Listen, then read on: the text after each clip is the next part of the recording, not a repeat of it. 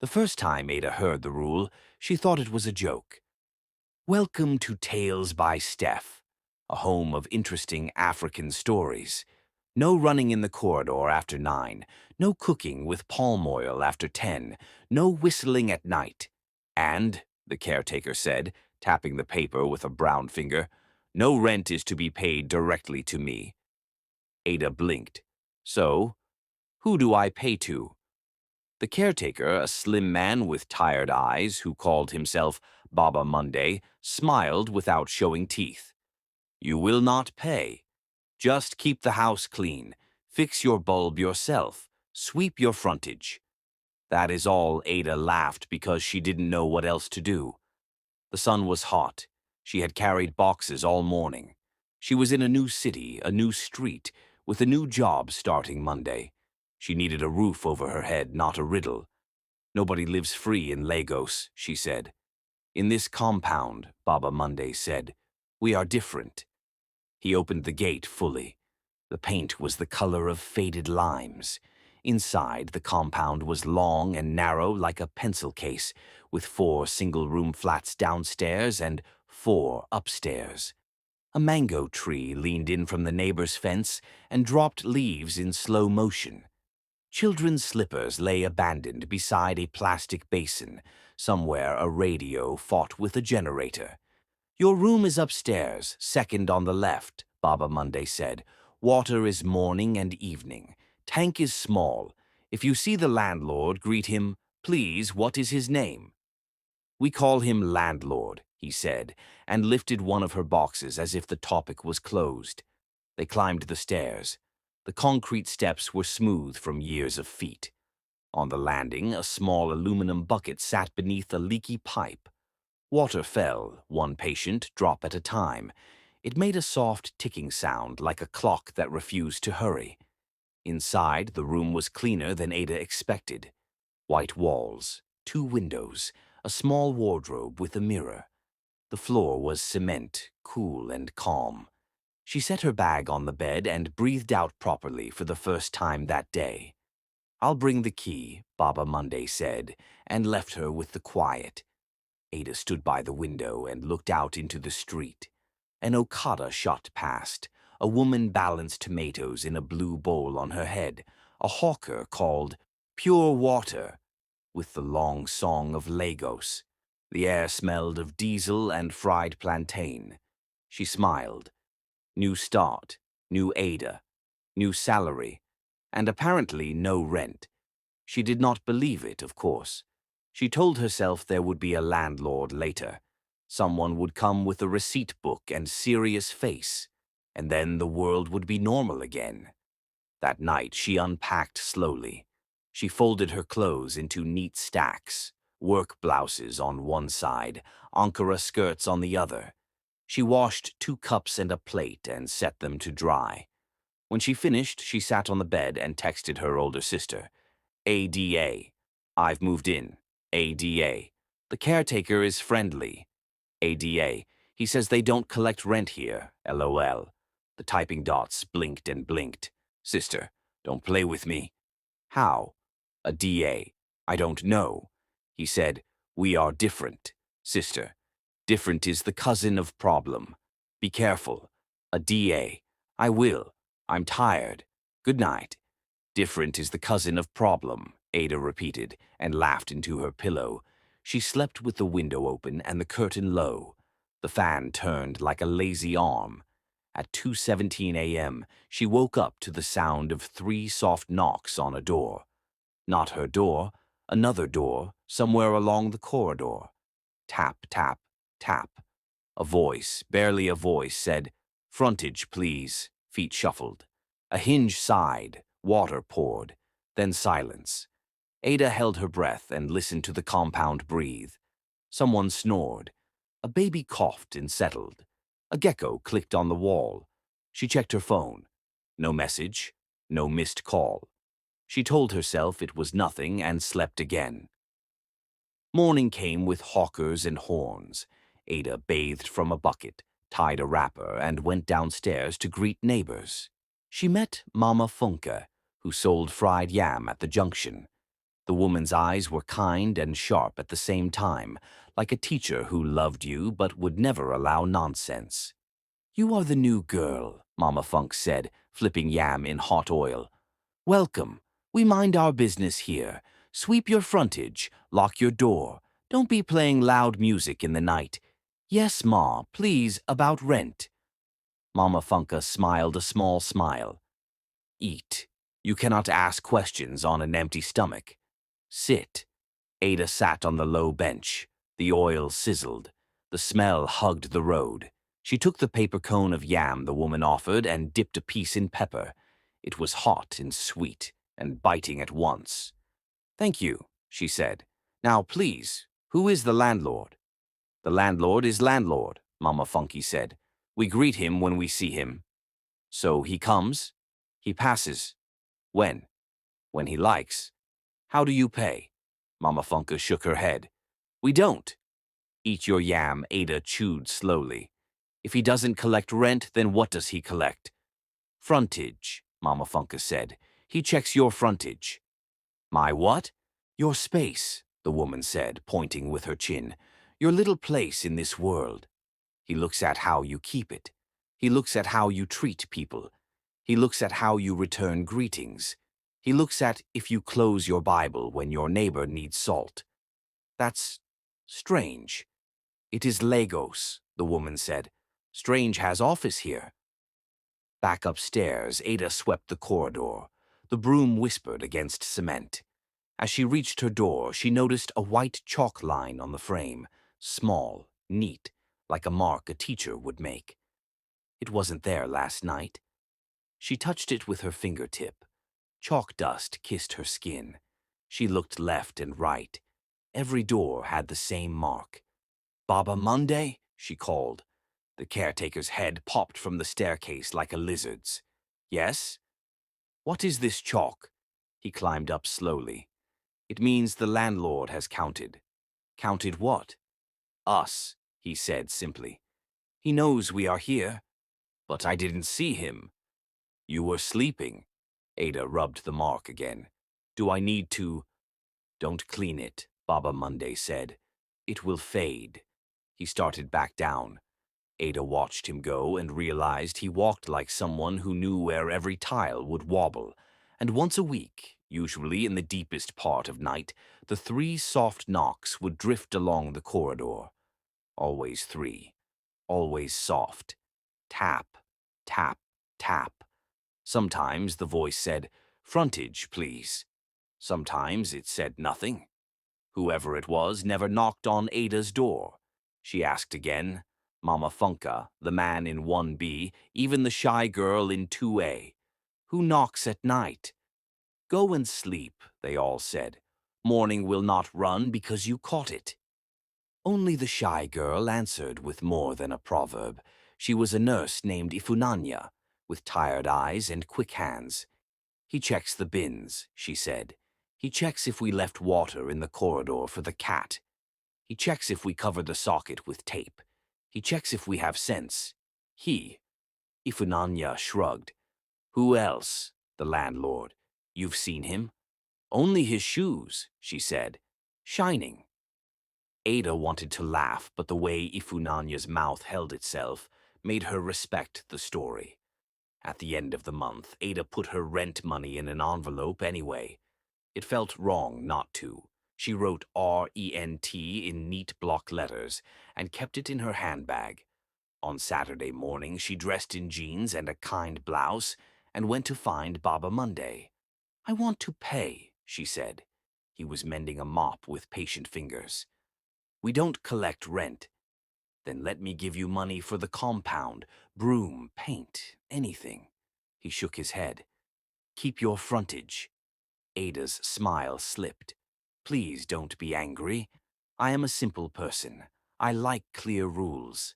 "These are clear," he said. "Sweep, greet, share water, no whistling on Thursday, don't slam doors, don't hang mirrors outside, and don't try to pay why no mirrors." He rolled the mop string between thumb and forefinger. "Mirrors catch things." "What things?" "Your own face when it is not ready," he said, and went on with the mop. Ada carried her envelope back to her room and put it in the bottom drawer. That night the knock came again. Tap, tap, tap. The voice, soft, soft, said, "Frontage, please." Her phone said 2:03 a.m. She stood behind the door and held her breath. She wanted to open it just a little. She wanted to see. But her own hand refused her. She stood until her heart stopped throwing stones, then slept, sitting. The way a cat forgets it is an animal. The second month, Ada began to notice small things that were not small. A dead bulb at the far end of the corridor was changed before anyone complained. A broken tile on the stairs was replaced overnight, the cement still damp at dawn. The chalk mark on her door, which had faded to a whisper, came back bold after one Thursday of heavy rain. At work, Ada told her colleague Bissy about the free house. "Ah," Bissy said, slapping the desk, "please move. It is not normal. It is decent," Ada said. "Quiet. People greet. The caretaker is steady. The water runs when it should. And rent. Still free." Bissy leaned in. "My sister. Nothing is free. You are paying somehow. How?" Bissy opened her mouth, closed it, then said, "Spiritual subscription." Ada laughed until her side hurt. But when she went home that night and saw the chalk mark fresh on her door again, the line neat and short, like a tick in an old ledger, her laughter felt like a thing she could misplace. She decided she would wait up. She boiled water, made tea, and sat on the chair by the door with a wrapper around her legs. She put off the light and kept the room soft. She scrolled her phone, then put it face down. She listened to the compound, snores, a muffled television, somebody's prayer like a thin wire to heaven. At 1:57 a.m. she heard shoes. They did not hurry. They were polished enough to make a small sound, the way good shoes talk. She held her breath and counted. One pair, maybe two. Tap, tap, tap. 3 knocks, 2 doors down. "Frontage, please," a voice said, so gentle it did not disturb the mosquito. Ada leaned toward the door. Her ear found the wood. She felt the cool through it. She closed her eyes so she could hear with more of her body. Another door. Tap, tap, tap. "Frontage, please." This time she heard a reply. An old man's voice. "Good evening, sir." A pause like a bow. Then the shoes came toward her side of the corridor. They stopped at her door. Ada's hand rose by itself and held the handle. She did not turn it. She did not breathe. No knock came, just a brush, like a gloved finger passing over the wood. The shoes moved on. Her knees remembered how to be knees after a while. She sat on the floor and laughed quietly, half joy, half fear. She could not explain what she felt. It was like being chosen and spared at the same time. One Saturday she baked banana bread, her peace offering to whatever truth she would meet, and went to the last door upstairs, the door nobody used, the one Baba Monday always swept around as if it did not belong to the corridor. She knocked. No answer. She tried the handle. It turned. Her heart wobbled like jelly in a hot plate. She pushed gently, and the door opened into a room that smelled like old paper and camphor. Light came from a high window, the kind that remembers another century. Dust hung in the air like quiet singing. There were shelves, not many. Enough. On them lay brown files tied with string. Each spine had a year written in ink, 1994, 1998, 2003, 2016. The handwriting was the same as the card on her mat. Calm, sure, trained. Ada stood very still, as if movement would ring a bell. She set the banana bread on a small table by the door and touched a file. The string gave. Inside were pages, each with a name, a room number, and a date of arrival. There was a final column, too. Not rent, not arrears, something else. The title was one word. Paid. She flipped through. Paid. Paid. Paid. Paid. Ada's mouth went a little dry. Ada shut the file gently, like someone closing a child's eyes. She turned. Baba Monday stood there with his mop, not surprised. He did not look angry. He looked the way a person looks when rain starts again, exactly when they said it would.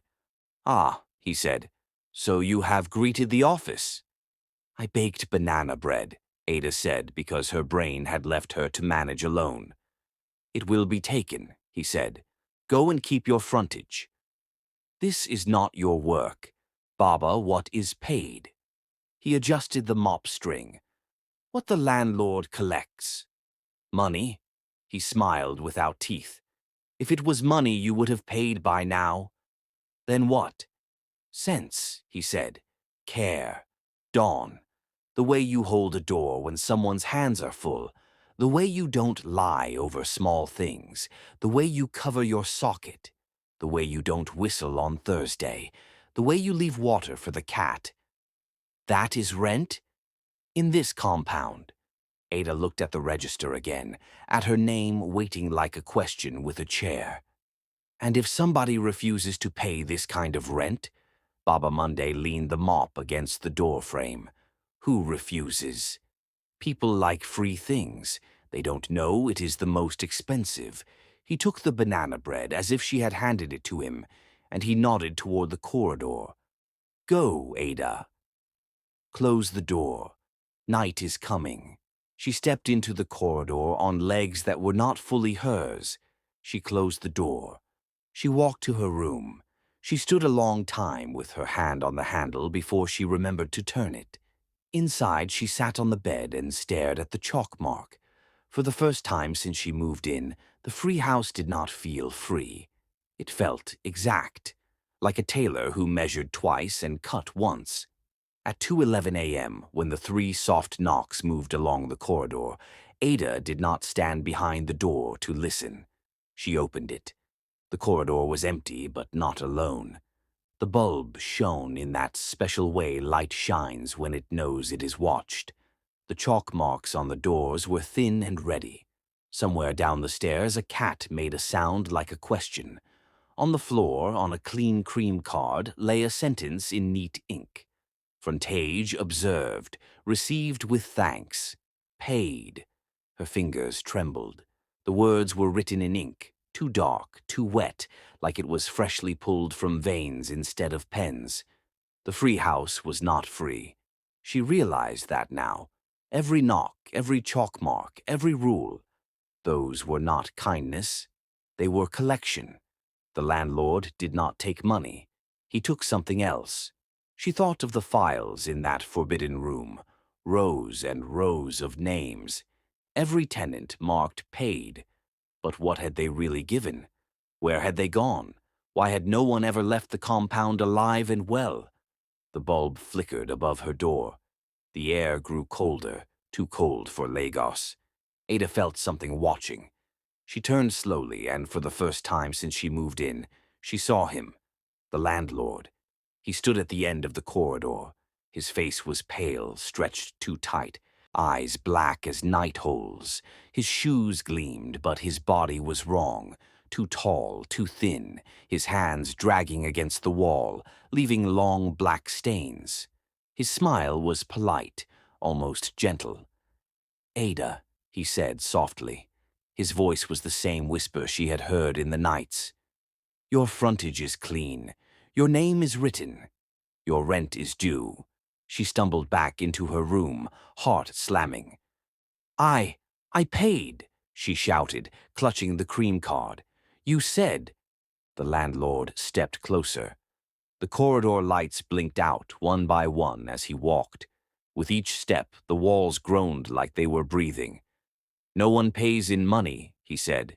His whisper slid into her room even with the door locked. "No one pays in kindness.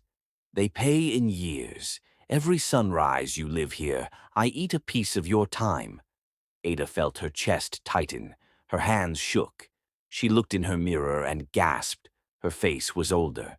Lines dug into her skin, her hair sprinkled with gray. She touched her cheek and screamed. The landlord's shadow filled her window.